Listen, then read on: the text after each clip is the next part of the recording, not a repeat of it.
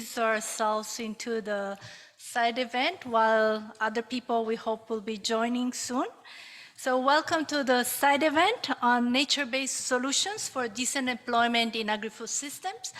My name is Clara Park and I'm moderating this session today. I'm actually very excited to be here and learn more from this session. Which brings together two very important themes for not only for FAO's work, but in general. So we know that nature-based solutions have gained prominence as a contribution to climate action that delivers benefits to nature, ecosystems, and people.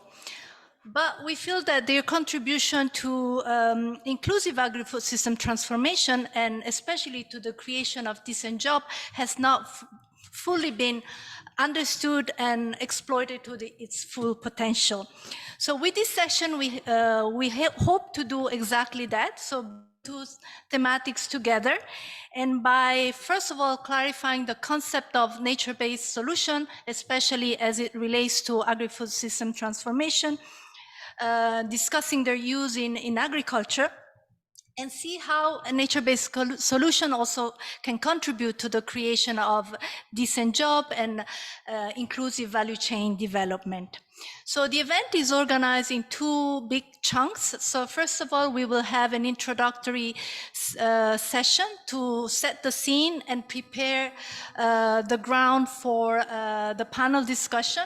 We have an excellent group of people coming from diverse contexts and from diverse fields who are going to showcase and share their experience of what nature-based solutions and decent job could actually look like in agri-food system.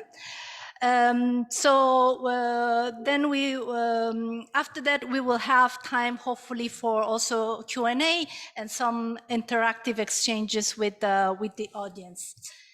So without further ado, I would like to give the floor to Radhika Murthy, who's the director of the Center for Society and Governance of IUCN, who is joining us online from IUCN headquarters in Geneva to welcome you all to the side event and give us opening remarks.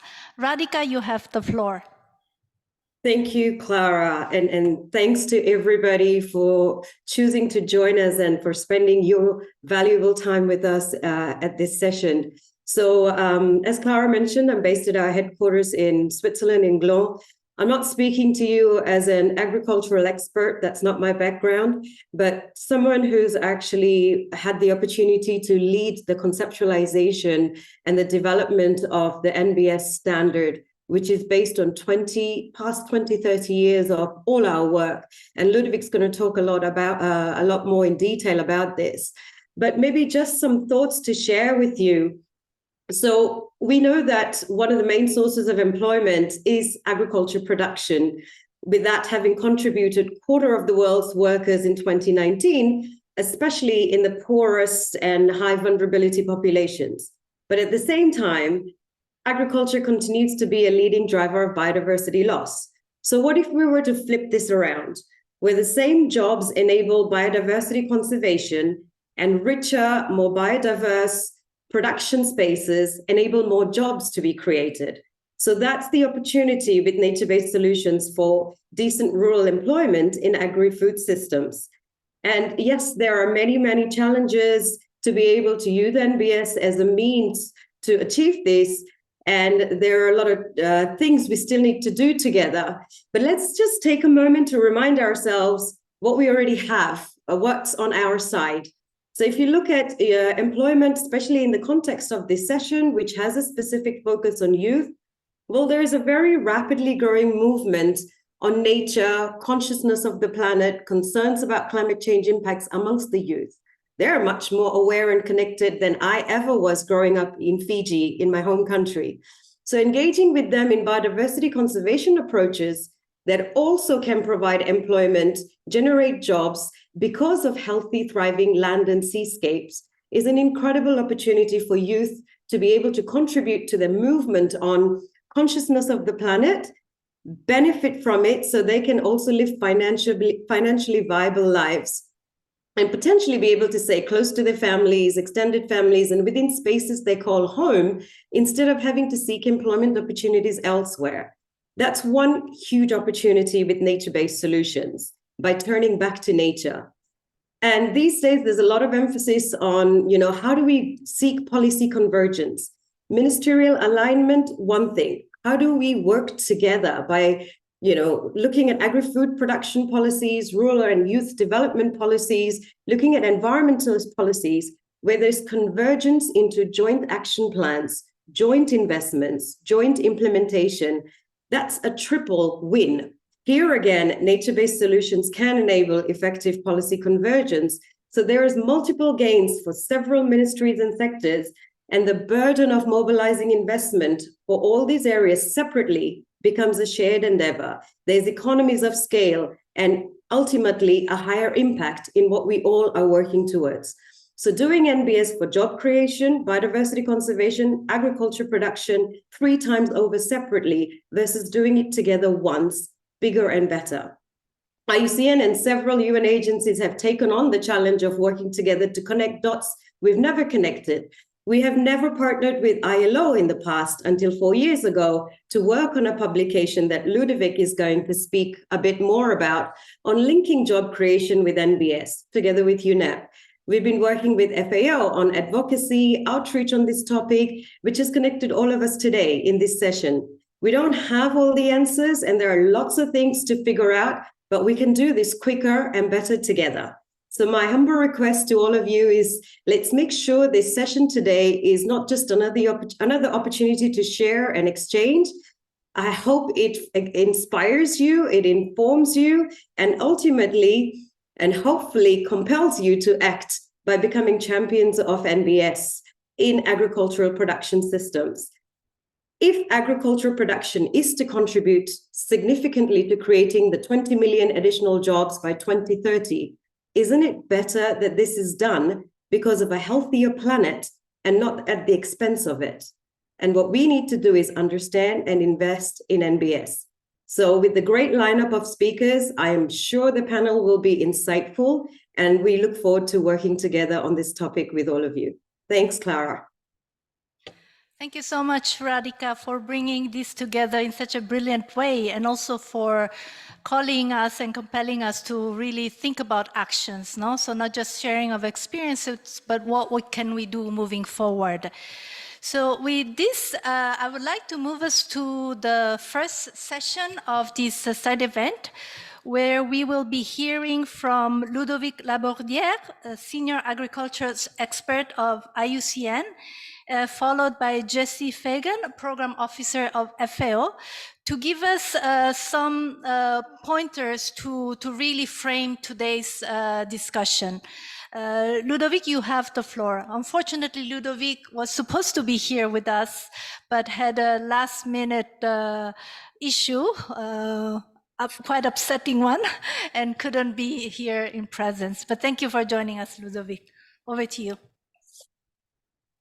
Thank you. So I have a PowerPoint presentation, if it can be shared.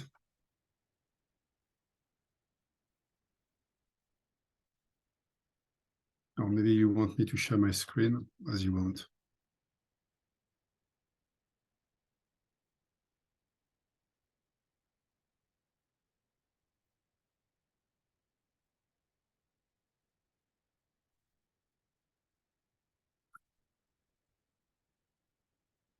Can I have the presentation, please? Yes, thanks.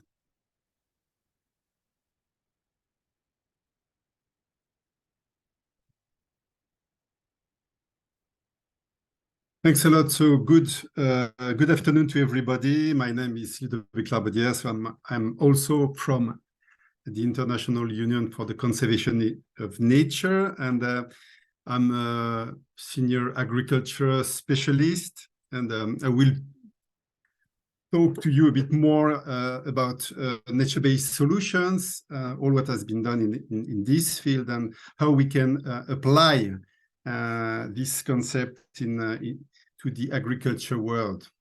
Next slide. So what is NBS? Next slide. So this here is the formal definition adopted by UNEA in 2020.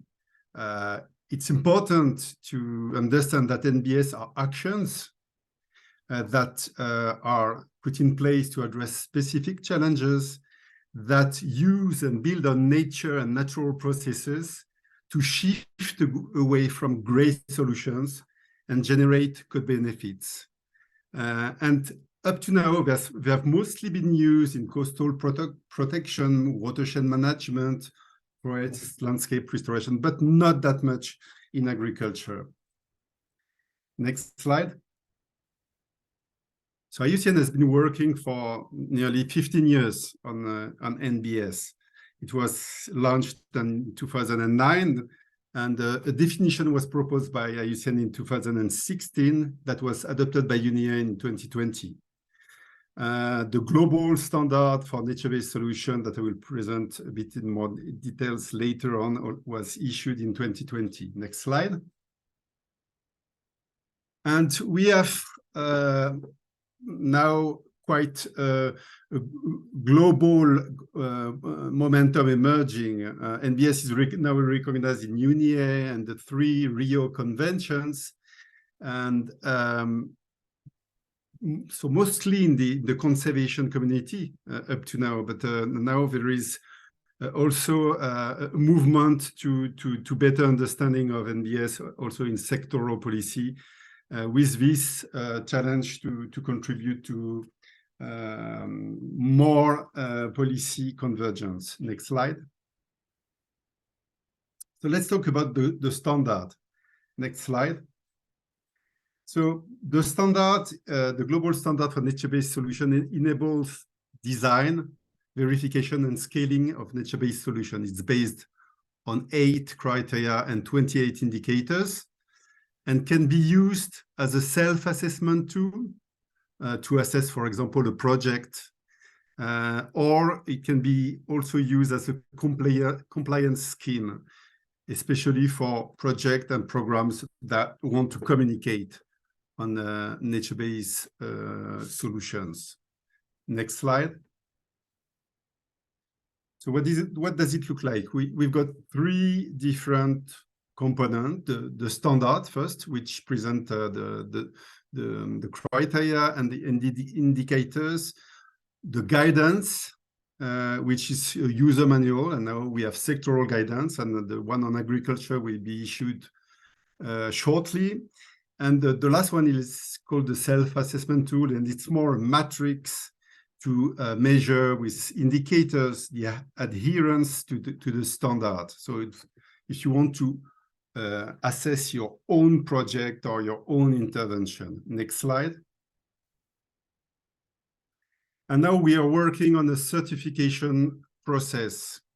This would be the 4th element of the standard, and this is to ensure that NBS claims can be robust and credible, and especially it will include strong internal and external verification. Next slide. So how can it be used in agriculture? Next slide, yes.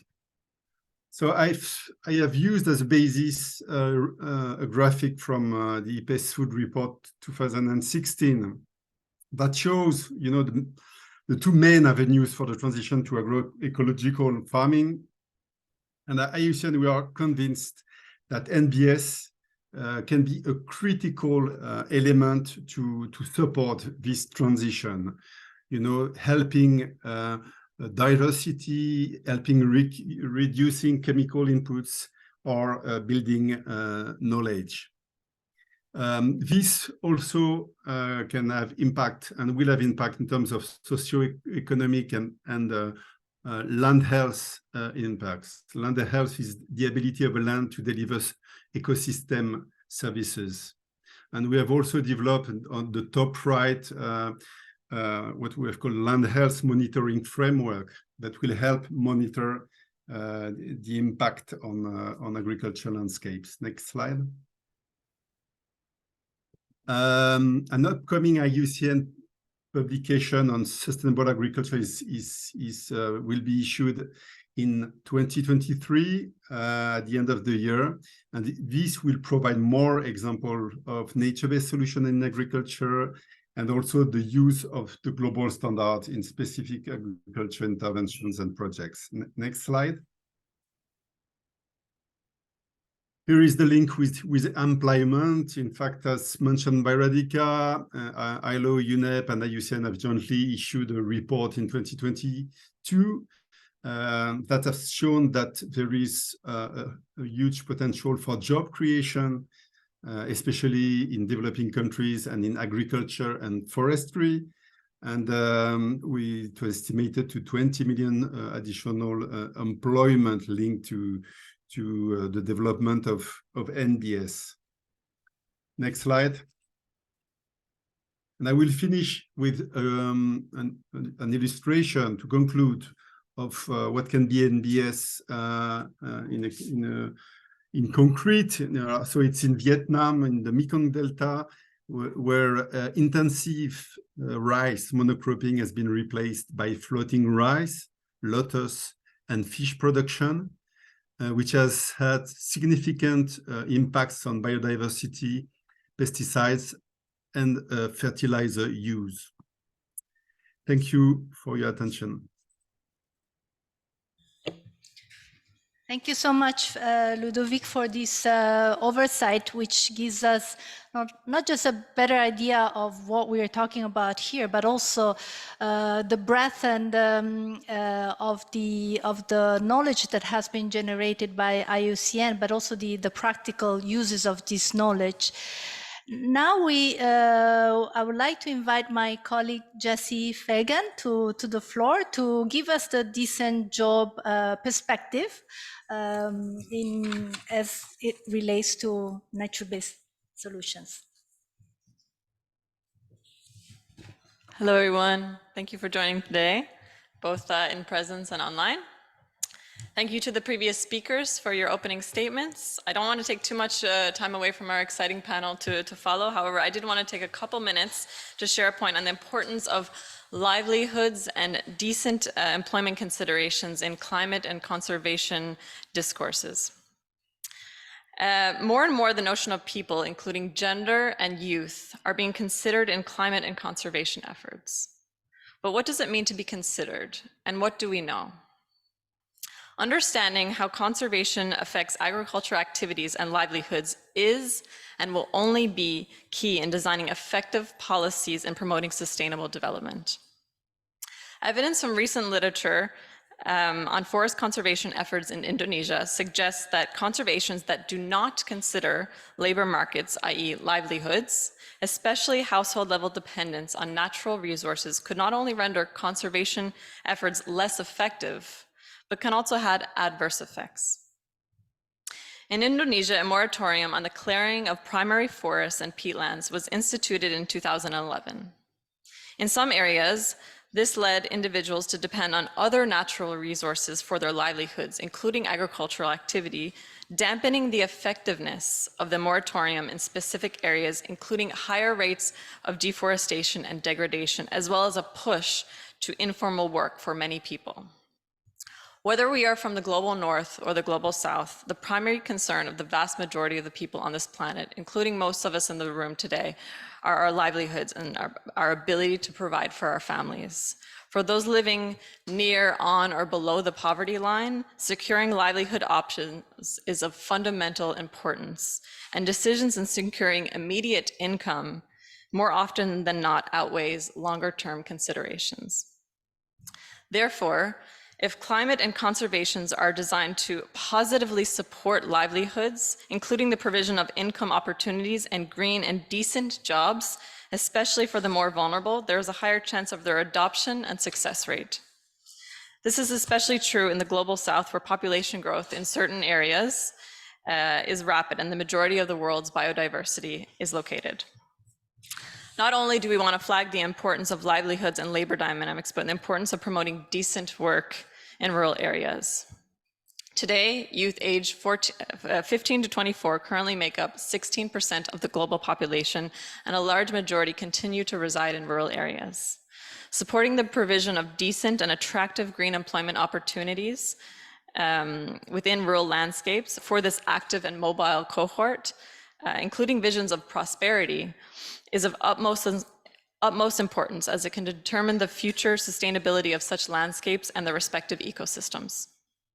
I will now showcase a quick video from the FAO Green Jobs for Rural Youth Employment Project, where young people in 2 African countries are supported with green skills development and job opportunities in several value chains, one of which is apiculture.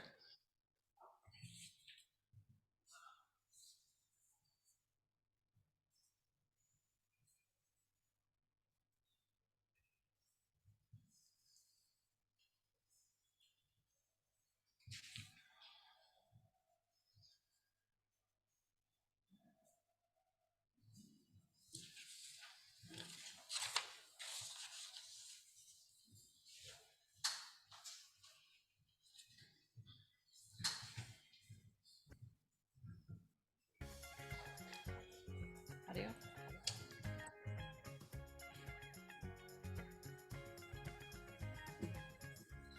Kana ukawana mukana unenge wasvika kwamuri ingoiteiwo sezviri kuitawo vamwe nokuti upenyu hunongoshanduka nguva diki diki. Patiri isusu takutoona kuti in some months yatatanga zveapiculture upenyu hwedu hwatochinja. The idea is that one of the apiaries can be turned into a classroom where youth from different parts of a district or a ward can come just like as a school.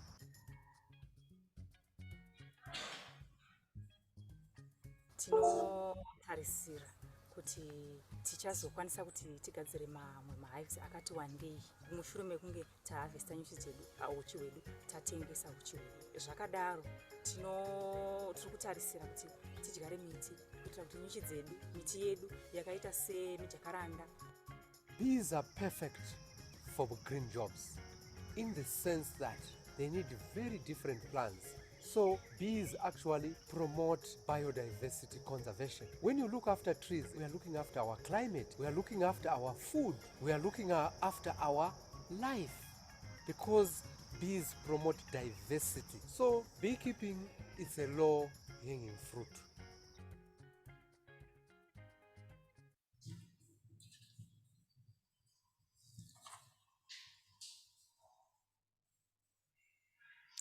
Thank you, colleagues, and apologize for the audio at the beginning. We're happy to also share the link of the video so you can check it out afterwards. So the Green Jobs for Rural Youth Employment Project is a key example of how FAO promotes the uptake of nature-based solutions through employment strategies. In this project, selected youth beneficiaries are educated on climate change and environmental sustainability. They are taught to identify environmental issues in their respective communities, as well as identify employment opportunities that can tackle such challenges. To give you a very quick snapshot, one of the districts in our project in Sierra Leone is a traditional mining district where soils are highly degraded and ecosystems have been disrupted for decades.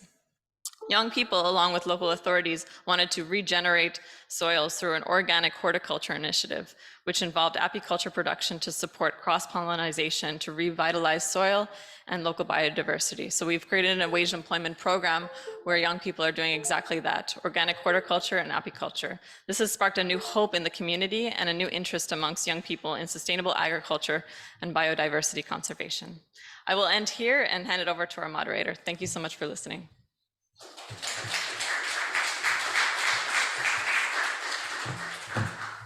Thank you so much, Jessie. And we look forward actually to learn more about the project from directly from one of the young people who are engaged in this project. So with this, I would like to move us to the next session, which is actually the panel discussion. We have a list of stellar speakers and participants. Let me just quickly introduce them. Some of them are here in presence, some of them are connected online. We have Arish Bagila, who's a coordinator with the Asian Farmers Association. Mariod Even, Global Senior Biodiversity Specialist at the International Fund for Agricultural Development. Fodai Kamara, Youth Agripreneur from Sierra Leone, from one of the projects that Jessie was talking about. We have Alex Mazikova, Production and Growth Manager at Sable Green Trust, which is a fertilizer company based in Zimbabwe. And lastly but not least, Laurine Azoulay, who's advocacy officer with CCFD Terre Solidaire. Thank you for, let's give a round of applause to our panelists and let's delve into the question. So first of all, I would like to turn to Irish, who's connected online, to hear the perspective of from civil society and farmers organization. You're part of AFAR, which is an umbrella farmer organization in very active in in Asia. So as such, you're representing millions of farmers. And we would like to know, how does AFA encourage the adoption of nature-based solutions amongst its members? And what has been your experience in terms of the potential of NBS to produce employment? Over to you, Irish. Yes, thank you so much, and greetings from Cambodia. So I'm sorry, the internet connection where I'm at is really unstable, so bear with me, and if I get disconnected, no, I can reconnect. So yes, thank you for the opportunity to engage in this panel discussion. So as mentioned, I am here representing the Asian Farmers Association for Sustainable Rural Development. We have 20 members. They are national farmers and cooperatives, no, in 16 countries, with about 10 million small-scale women, men producers engaged in crops, livestock, fisheries, forestry, herding, and pastoralism. So thank you for the question. We have 6 agenda in AFA, wherein we this is the basis, no, why the 20 national federation are united. And I want to highlight 2 of the agenda, which is very much relevant to this discussion we are having. So agenda 1 being the promotion of sustainable and climate resilient agriculture, and agenda number 5, no, or yeah, number 5 is about cooperative development, which is very much related to sustainability of nature-based solutions, and also creating enterprises, no, that can really benefit not just one farmer but the whole community. So I want to mention that there are already various nature-based solutions that our members are actually practicing, no, across the different countries. For example, in Laos, Philippines, Vietnam, and here in Cambodia, farmers are already practicing agroforestry, no, and integrated farming, which are not necessarily capital intensive, and they actually make use of natural resources. So by practicing, for example, agroforestry, farmers and forest dwellers make use of vertical spaces, and at the same time they practice recycling, no, making use of the leaves, for example, of leguminous crops, and putting the nutrients back in the soil. So these are some of the example. And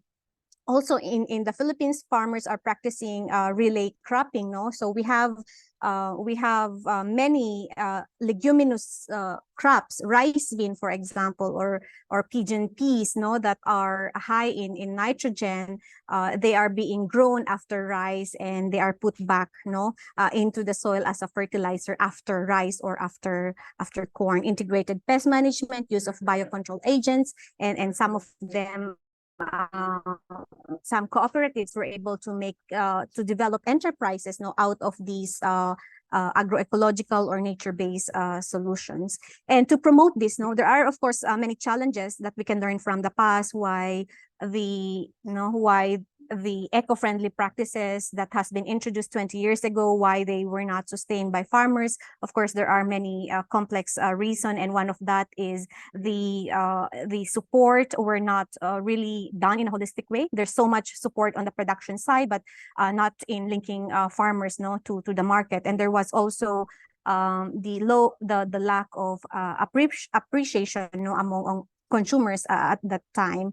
But I think we now have the the very good environment to promote awareness on foods that are produced using nature-based solutions or agroecology or regenerative agriculture or we scale up or we promote these the adoption of nature-based solutions Can I in please ask you different to wrap up, ways. Irish? So as an organization, we train. Yes, just sorry. 1 minute to wrap up. Thank you. We do. Okay, yes.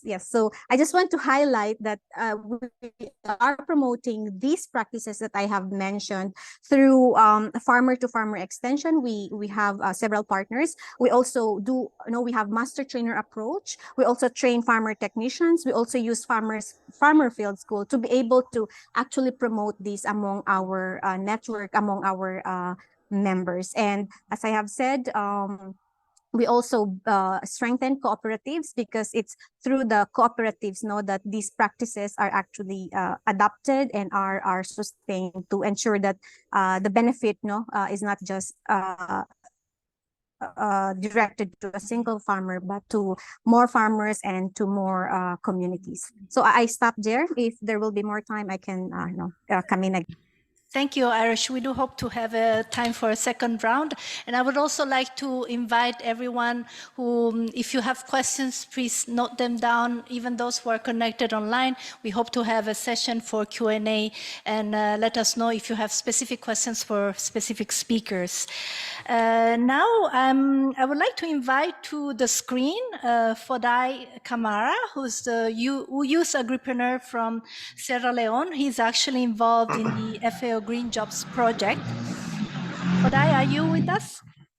Yes, I'm with you. I'm live and direct from Sierra Leone. Okay, great. So we actually would like to know more about your engagement in the FAO Green Jobs program. I understand that as part of this program, you are involved in rearing a black soldier fly. I'm not sure how many in this room will be familiar with that. So it would be good if you could tell us a little bit more about this initiative and why do you think this can be categorized as NBS? Yes, good afternoon. Of course, I am Fode, the word is not Fodai, Fode Kamara from Sierra Leone, and I'm a representative from the Green Job for Rural Development Program here in Sierra Leone. I want to say good afternoon once again.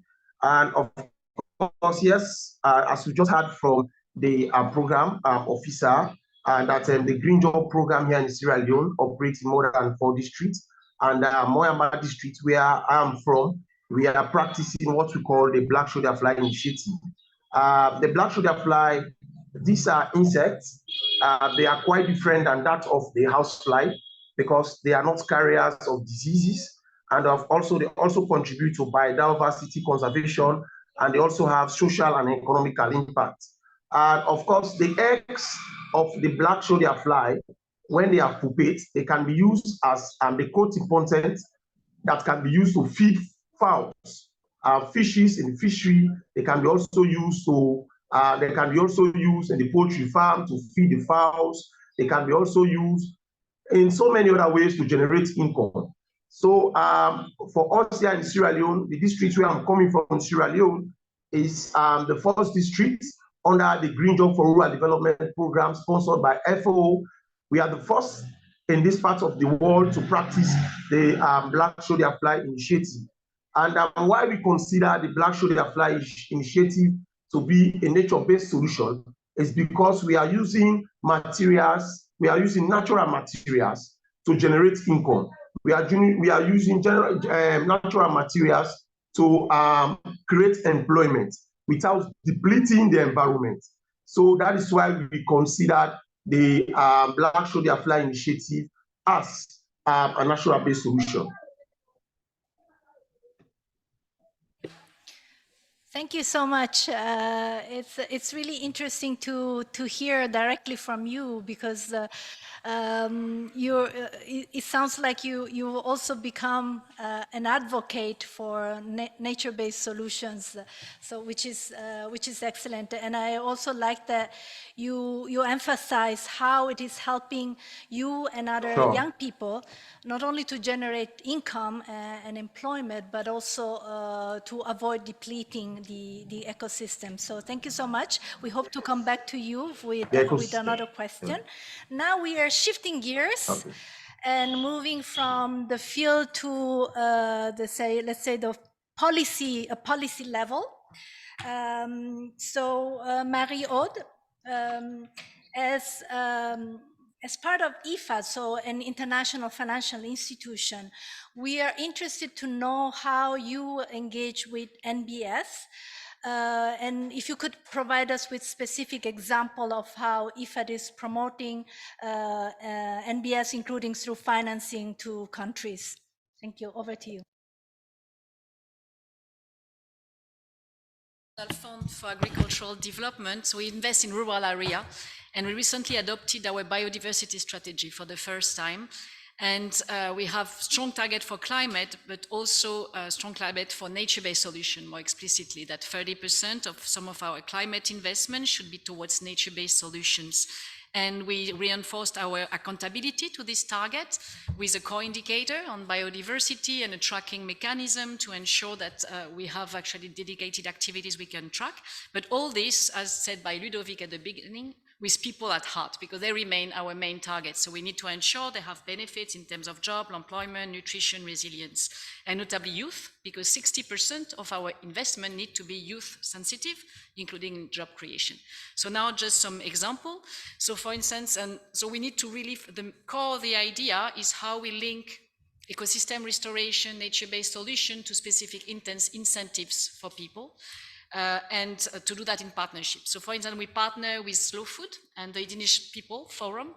And we have for 10 years now the partnership to develop local food system channel on forgotten foods, forgotten recipes of indigenous people, empowering youth. And that creates new avenues because these are a local avenue, very localized because we are dealing with local knowledge. Another kind is related to ecosystem restoration.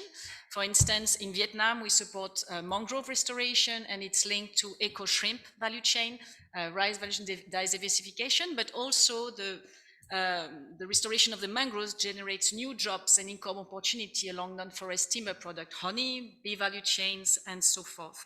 And the third entry point is to engage youth in the supply chain and services that are required to make these transitions. So supporting bio-entrepreneurs to develop bio-inputs, seeds, processing, and service provider, being the educated youth also that can engage and support the different communities on the ground to implement these solutions. Thank you.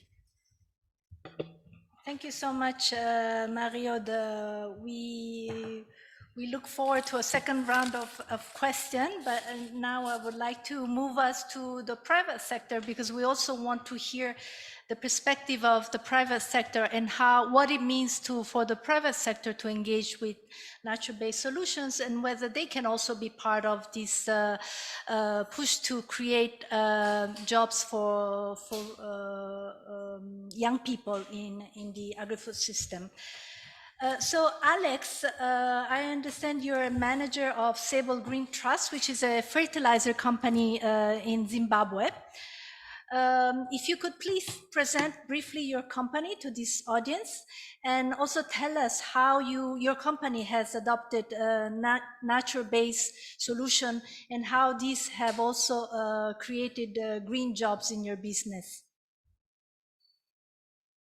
Thank you very much for that. I will not go back into to introduce myself. I'll go straight to make my presentation.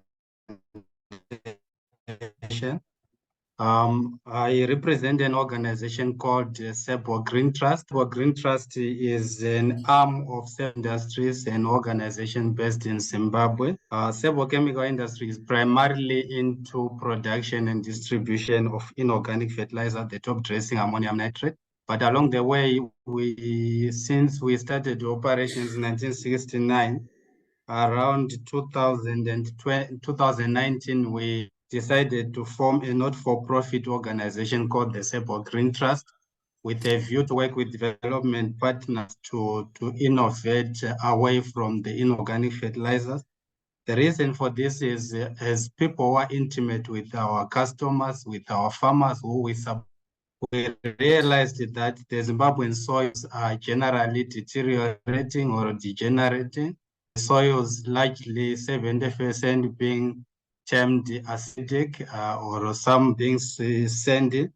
We also have a problem of our soils losing nutrients and also organic or the humus content.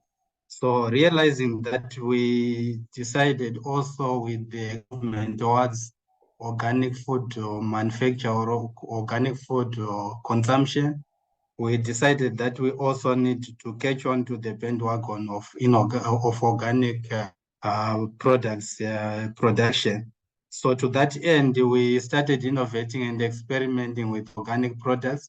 First of all, we did some operations with the United States where we're trialing the efficacy of some biostimulants that they manufactured there. Unfortunately, the results were not that pleasing. And then along the way, we partnered with the Food and Agriculture Organization of the United Nations, where we partnered them with a view to do pilot tests on an organic fertilizers that we formulated. So these organic fertilizers are basically what we call fertilizers that are based on nature's cyclic path. The backbone of the fertilizers are earthworms.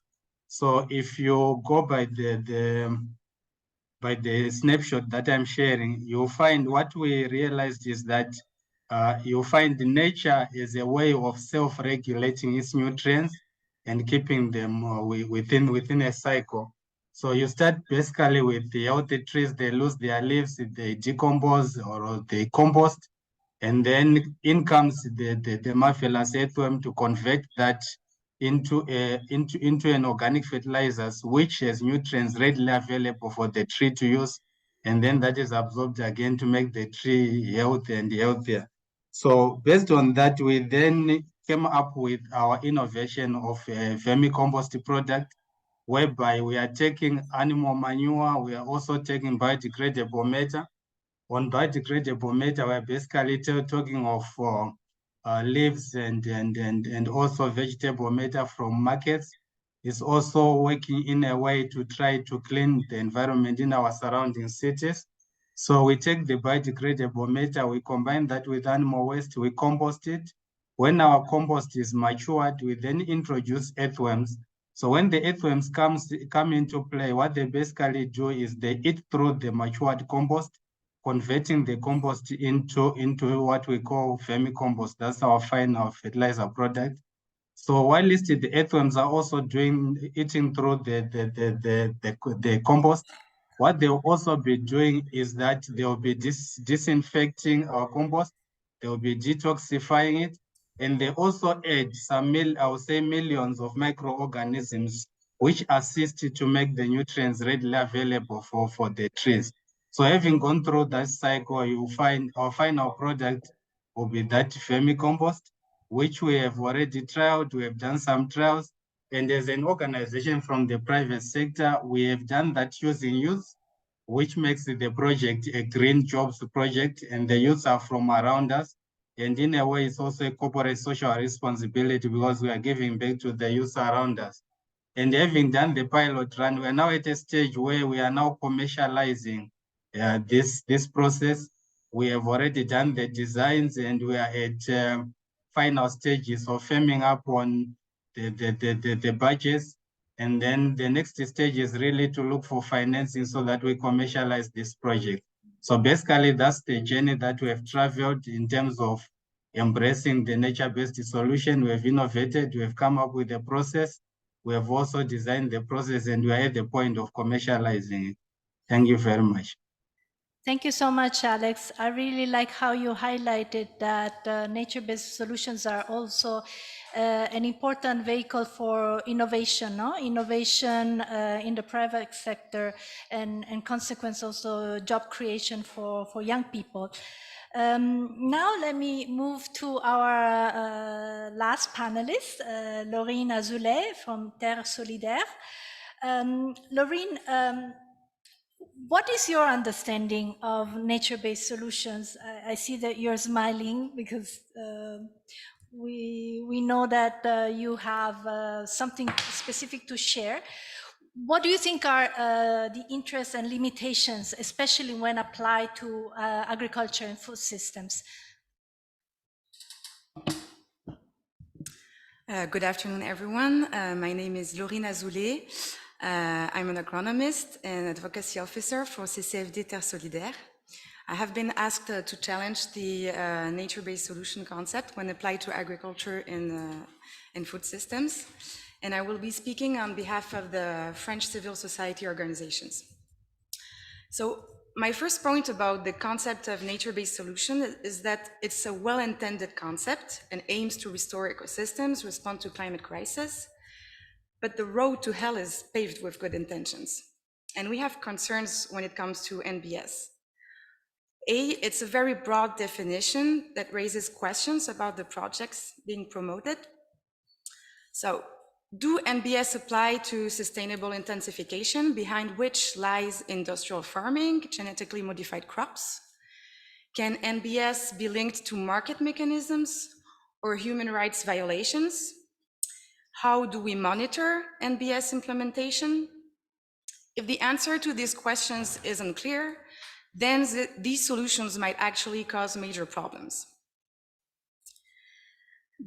NBS focuses on solutions rather than the deep causes of the problem.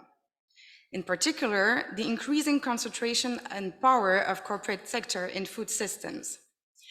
As an example, only 6 companies control 60% of the seed market worldwide. And when it comes to grain, only 4 companies control up to 90% of the global trade.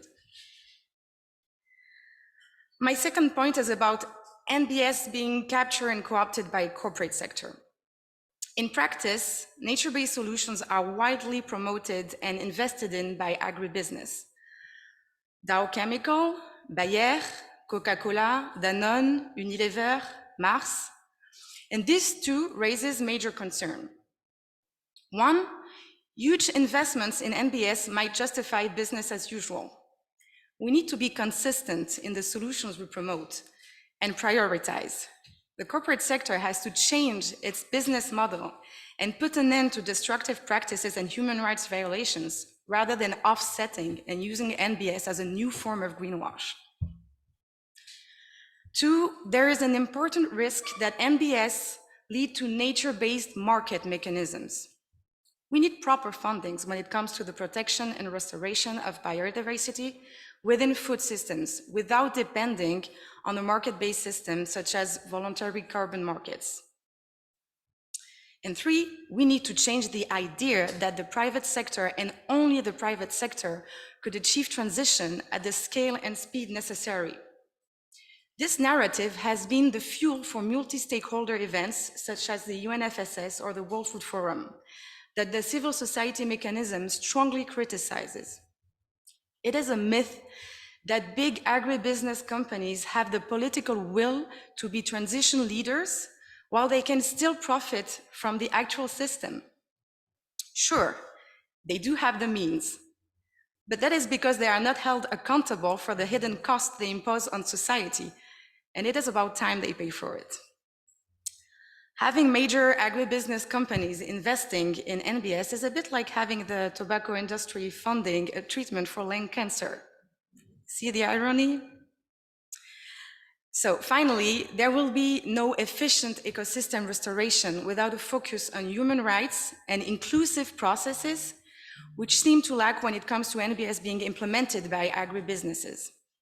What we really need, in order to effectively tackle climate change, biodiversity loss, and food insecurity, is a paradigm shift from uniformity to diversity, from corporate capture to a democratic food governance. What we really need is peasant agroecology. More than a concept, peasant agroecology is a grassroots, knowledge-intensive movement. It is based on a systemic approach that addresses the complexity of interconnected crises and makes sure its solutions are not causing harm elsewhere. Last but not least, peasant agroecology promotes food sovereignty, the right for people to decide what they eat.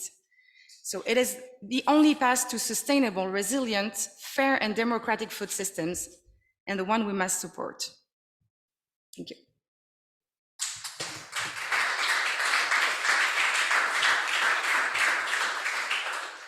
Thank you, Laureen, for sharing this perspective from civil society. I mean, it's something that no one could argue about. But this is also the concern that we put in our efforts, not just to promote climate action, but to promote climate justice. So I'm sure that as like-minded people who have really the rights of people at the center of what we do, we can find solutions that can mitigate some of the potential dangers that you have highlighted. But thank you for bringing that to our attention. I don't know, do we have a time for a second round of questions? Because I also see lots of questions coming through the chat. So I want to give proper time to Q&A.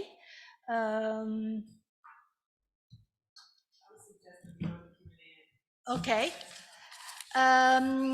Let me see if there's questions in the room, and then we'll move to questions in the chat. Yes, I see already 3 hands. Can you tell us who you are and who your question is directed to, please? Thank you. My name is George Akoko, a consultant in the Land and Water Division and a water management expert. So I have a comment and a question. Quickly, the comment is on what FAO is doing along these lines of nature-based solutions. So we have a nature-based solutions project, though for FAO, we are going more with the term ecosystem-based solutions. So working along the same lines as IUCN and UNEP, implementing these projects in Grenada and Canada, chaired by FAO and co-chaired by Canada. So my question to Ludovic, before I jump, you mentioned he's not doing so well, but we hope everything will be fine. You mentioned something on the certification process of the IUCN guidelines. If it's yet to be published, but if you can shed some light on what are the ISEL companies is working with, or they are working with, and the integrated approach. What are the steps and what are the considerations they're taking? Thank you. Okay, let me take 3 questions and then we move to the answers. And I saw somebody raising their hands to respond about what FAO is doing on nature-based solutions. Let us take another couple of questions. Then I have one hand here, please.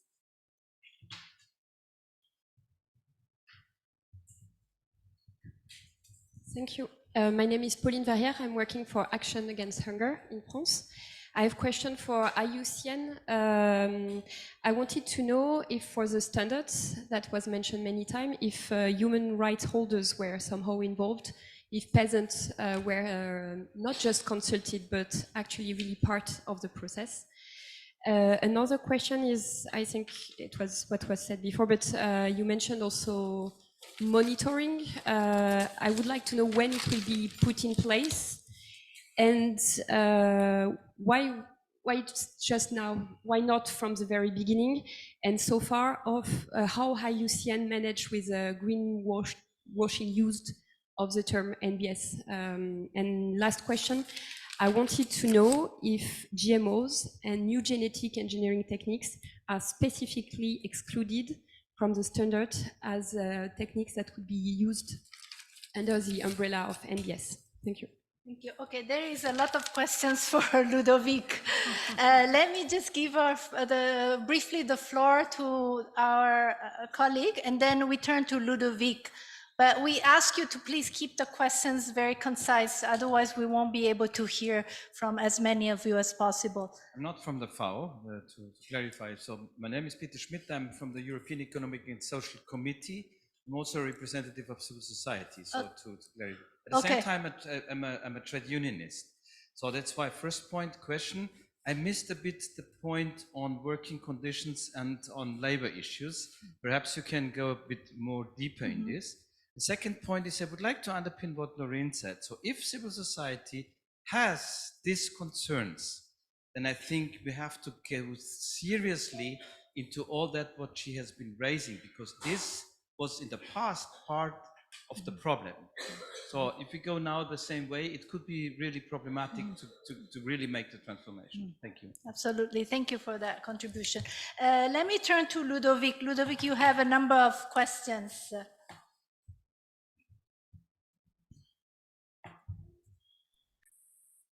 For the questions. I think it's, these are interesting questions, important questions, also that we definitely include in our work and in the definition and the process of nature-based solutions. So as you have seen, we see nature-based solutions as being based on natural processes, using nature to achieve a set of positive outcomes that are not only in the conservation world, but also in the economic side and the social side. So these criteria that are used in the global standard that are really on the 3 pillars of sustainability. And it's not only a conservation approach, and it's really based on a series of criteria that also include consultation of the beneficiaries, safeguards about land tenure, the kind of the sharing of the value in the value chains that can come back to the farmers and the farmers' organizations. Also to make sure that the technical solutions that are used are also based on nature. We definitely don't see genetic engineering and genetical modified organism as being based on nature. Concerning the monitoring of these NBS, I think I have also explained that on one side we have this self-assessment tool, which is really aimed at supporting project developers to make sure that they include all the criteria and they respect all the criteria when they develop or assess their own project. And it's especially to try to respond to this question of potential greenwashing and the way the terminology NBS is used by different actors, including the private sector, that we are developing also this strong compliance system. So here, the idea is really to work. So we are starting to work with different partners on this. So the gold standard, the initiative for responsible mining assurance, and the Union for Ethical Biotrade, Fair Trade International, the Forest Stewardship Council, and so on, to define the best way to ensure that when people say they are doing or they do nature-based solution, or they develop nature-based solutions or projects or initiatives that are nature-based solution, then they really respect and do what they say they are doing. So it's a certification process that also involves third-party certification that will be both internal within IUCN, and I must recall that IUCN is also composed of 1,400 members. Most of the members are part of the civil society, mostly the conservation civil society, and they are very they really want to care about the impact on nature, the impact on livelihood, the impact on indigenous people and local communities and farmers. So this is in development. This will be operational early next year, and I think this provides strong guarantee that the standard will be used according to the criteria and the indicators. Thank you so much, Ludovic. I think there's a lot of interest and also a request to share your presentation with all the participants if possible. I would like to now take the 2 questions from the Zoom chat to any of the panelists who would like to respond. One is actually along the lines of what you just pointed out, Ludovic.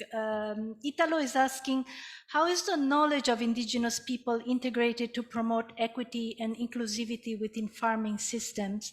In addition to their expertise in nature-based agricultural technique, it is widely acknowledged that indigenous people have developed important societal systems that promote equity and inclusivity. How is this considered? Arish, would you like to respond to this question? Because you're working, you said, amongst your constituents, you also have indigenous peoples groups. I think I would like to respond to one of the questions, but I believe this is more directed to the international NGOs, how they factor in the indigenous knowledge system into the work that they do. So I'll respond to the other question. Okay. Anyone would like to take this question? How is indigenous people's knowledge integrated? Maybe Mariot, yes, since you have programmatic experience. Yeah, no, thank you. I mean, for IFAD, of course, indigenous people are a very important part of our mandate, and we have an indigenous people forum every 2 years and partners, and they speak to our board.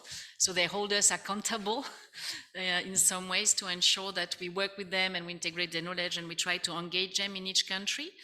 And so we have also an indigenous people fund that is specifically, like the last call was specifically to harvest and support knowledge-based initiatives and documentation of local indigenous system and local initiatives that can combine biodiversity, climate, and people's outcomes. So that's really a very important point, and we try to work and mainstream it across our projects. And it's a very important part of our engagement. I think that's, and the partnership I mentioned with Slow Food is, of course, that's the basis, is to try to identify this lost food system and this lost knowledge and document it, specific traditional practices and so on. They have also, we partner with the Arc of Taste that contains about 1,000 or something different types of very local food systems. So I think it's really important to also collaborate, on database and knowledge to make sure it's also written and available to all. Thank you. Thank you, Mariod. The second question is from Marta. She's saying NBS are mainstreamed as cost-effective action. Based on your experience, would you say this is true compared to a gray solution? Maybe if I don't have any volunteers, maybe I could turn to Alex for this question.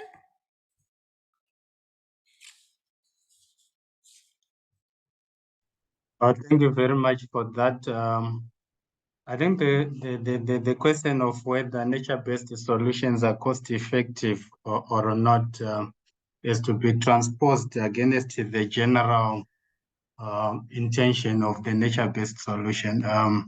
Like what I indicated in my presentation, our thrust in terms of our innovation is to go back to nature's cyclic path, whereby we are saying we want to restore the natural ecosystem as it existed.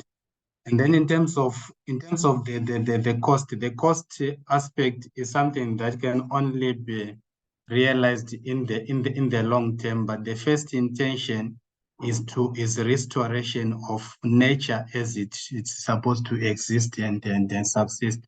Like, for example, you find for our vermicompost product, when it comes to issues of cost, profitability, and the like, and also effectiveness, we have had questions of people then maybe digressing to what they are now used to. Does it add so much nitrogen? Does it add so much potassium, and etc.? But that's not our intention. Our intention is at the end of the day to say, even the people you find maybe in the old past, people used to use compost for bring up their crops. People are used, especially in the developing world, people are used to using animal manure. So what we have now just done is we are now putting that together and then giving a bit of a commercial twist to it, but still at the same time, because we are working with youths who are coming from the community, our intention at the end of the day is to transfer that knowledge that you can actually add value to what you already have around you. And then the value or the benefit will then come from the perspective of the increased use, food sufficiency at household level, and other benefits that derive from it. So yes, cost effective in the long term, yes, but it's not an immediate pursuit.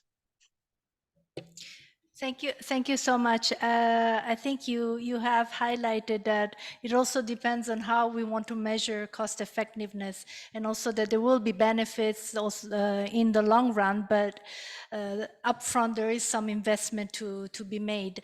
I think I had a few hands in the room. The gentleman was first, and then we have one and two. Let's take two questions. I'm Christian Castellanet. I'm representing the Forum of Struggle for Land, which is an alliance of major farmers' organizations. I have a comment and a question for FAO. I fully agree with the statement that peasant agroecological farming is a major solution if we look at nature-based solution and job employment. I don't need to remind you there are 2 billion people depending on agriculture in the world, and they need to maintain their employment. At one time, FAO was kind of leader in pushing for agrarian reform. And to me, agrarian reform is a policy that can definitely contribute a great deal. Because at the moment, not only the big firms are lobbying and occupying the marketing aspect, but land is being concentrated all around the world, and especially in Europe. And when land is concentrated, that means big units, monoculture are developed with less jobs and not so much ecological practices. So my question for FAO is agrarian reform still on board? And is it something that you would consider under this, how to say, objective that we all share to have both employment, decent employment, and reduction of pressures on the environment? Thank you. Let's take the second question, and then. Thank you. Hello, everyone. My name is Martina Borrello, and I'm from FAO's gender team. My question is policy-oriented, so I think the best addressee is Marriott.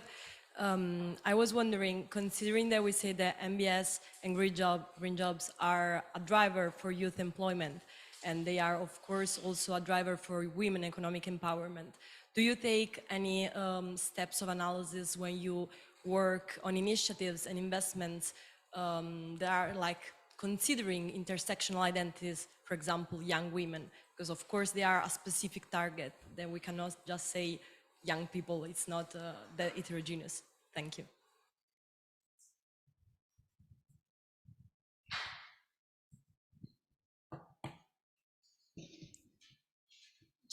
Should I go ahead? Okay.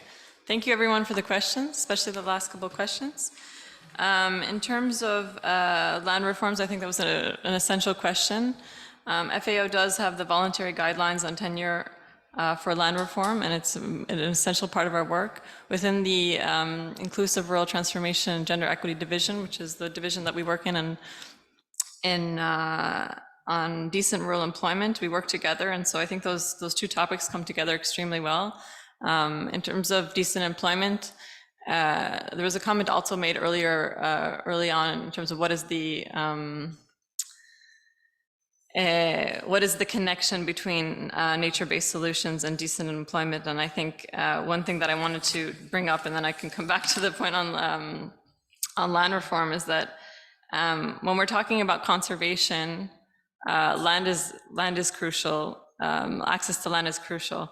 But when we're talking about climate change and conservation efforts, the point that I wanted to make was that it's essential that we take on a participatory approach, that people are considered, and not only people are considered, but they're part of the design of initiative and the implementation of initiatives, and that livelihood considerations are considered, including access to land. Without these considerations, larger conservation efforts will simply fail, or they will not be rendered as effective. And so thank you for bringing up the point of land, because my discourse was mainly on employment and people's livelihoods and ability to afford food and their basic needs.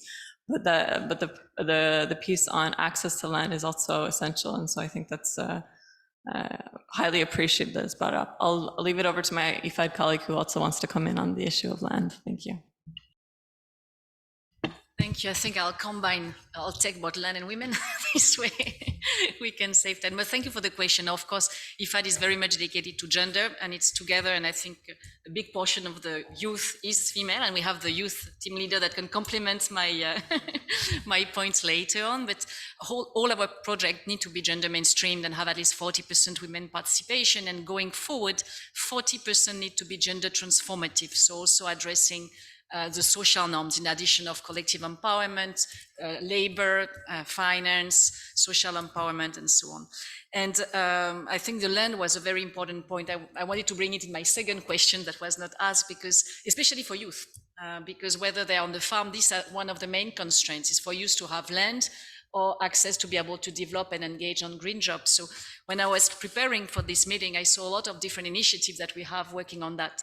As you know, we are hosting also the International Land Coalition. So for us, it's also, of course, a cross-cutting team, and we even have a big grant that is starting with them so that we can reinforce our engagement at national level with civil society where we can, to open the policy space and to reinforce different stakeholders to participate. But more concretely, on the interface with NBS and women, for instance, when I was in India, we have a lot of initiatives that try to work on helping the women have, their own title or the dual titling in the family land title. And what I could see that, being empowered to start having that, plus all the other work on social empowerment, self-help group, and so on, they were getting more confident and they were able to more push forward agroecological transitions, when you have both access to land and finance. We have also a lot of initiatives that have been working on supporting, on one hand, ecosystem restoration, forest restoration, but at the same time associated to, new land lease and new land ownership. So, because it's always difficult, land reform, that's very sensitive, but at least what we can do is in degraded space, supporting restoration and change of ownership, or supporting marginal groups, and specifically youth and women, to have access and benefit from this restored land.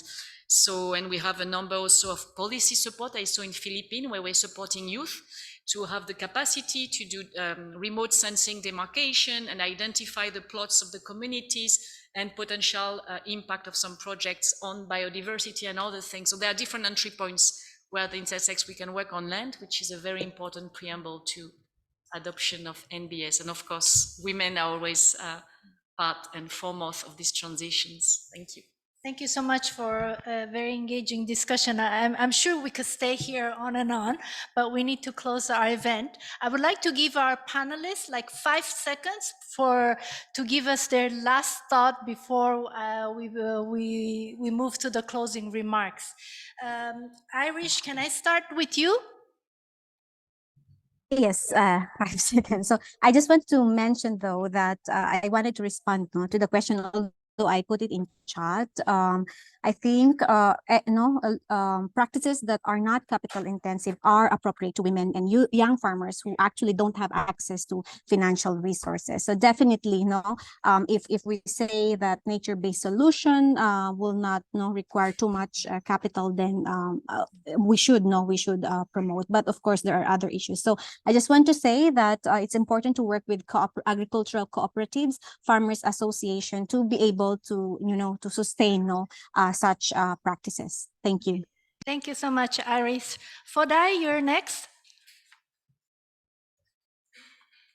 Fodai? Let me move to Alex while Fodai gets ready. Alex, 5 seconds to share your last thought with us. Okay, thank you. Like what I said, I think the trust should be going back to nature cyclic path, nature-based solution in response to climate change and all these adverse effects we are seeing. We see potential in going higher with this nature-based solution. Thank you. Thank you. Alex, Fodai? Maybe he dropped. Let me move to Laureen. Yeah, just one quick word about the question about traditional knowledge. Keeping in mind that this should benefit farmers and the people and prevent also biopiracy risks, and having the private sector using this traditional knowledge and making profit about it. I think this is really important. And our main message about nature-based solutions is that they should not be used by the corporate sector as a delaying tactic, and their implementation should be consistent with human rights and peasants' rights and a true commitment to a paradigm shift. So when it comes to food systems, we need to be very clear.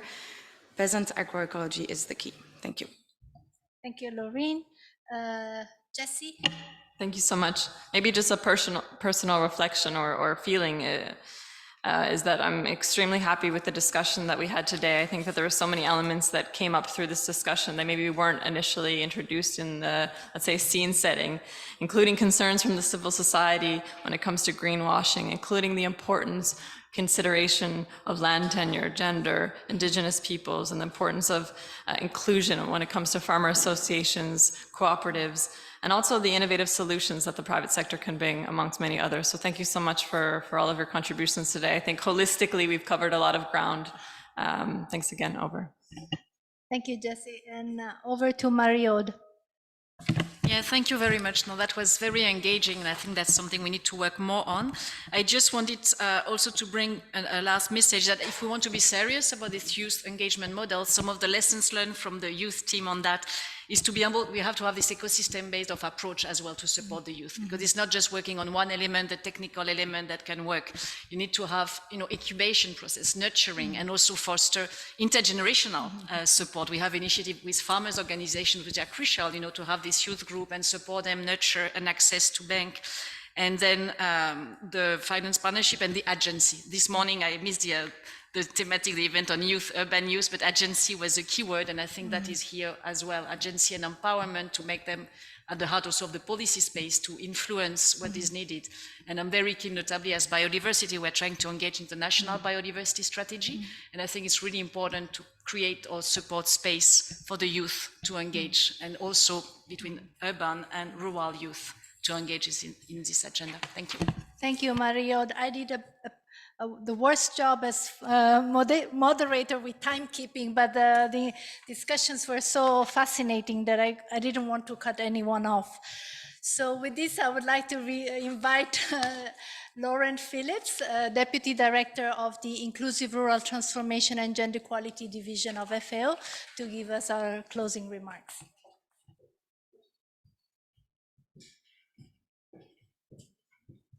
Thank you, everybody.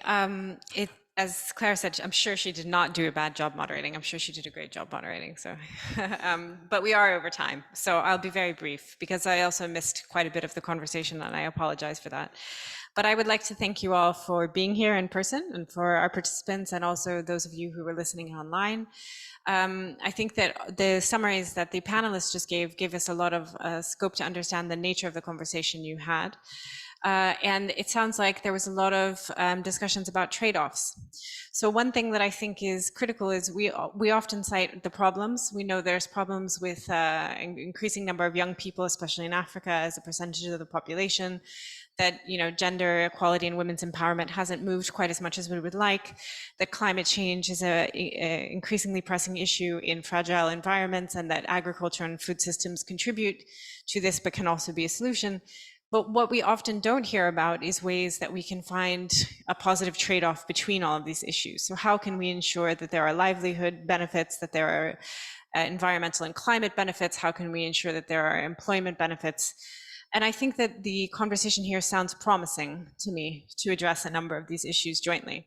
So thinking about how a young woman, maybe from an indigenous group, might be able to make a livelihood out of providing organic inputs to agriculture for people who live in her village or in nearby villages without having to rely on more expensive other types of inputs which are sold by large corporations. Maybe she doesn't have access to those kinds of products because of her income level or because she can't access finance. So nature-based solutions, while we want to be cognizant of the risk of greenwashing and of the other kinds of risks that colleagues were definitely talking about in this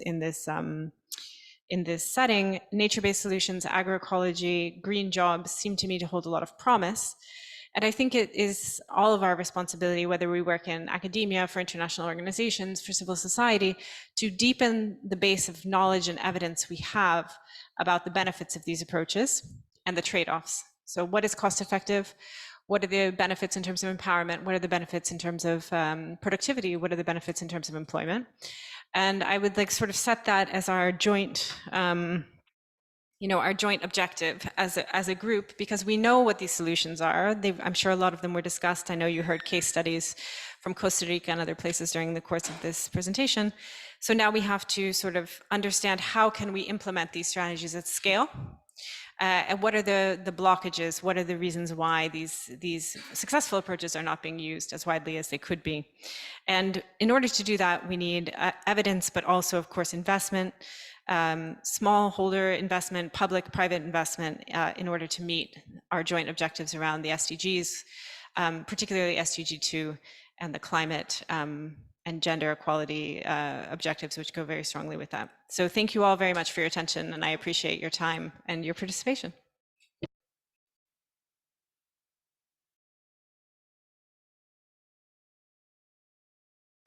Thank you so much for staying late.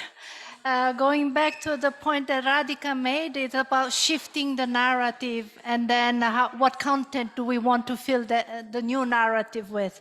So lots of food for thoughts and also for further discussion. Thank you so much. Thank you. Bye. Thank you.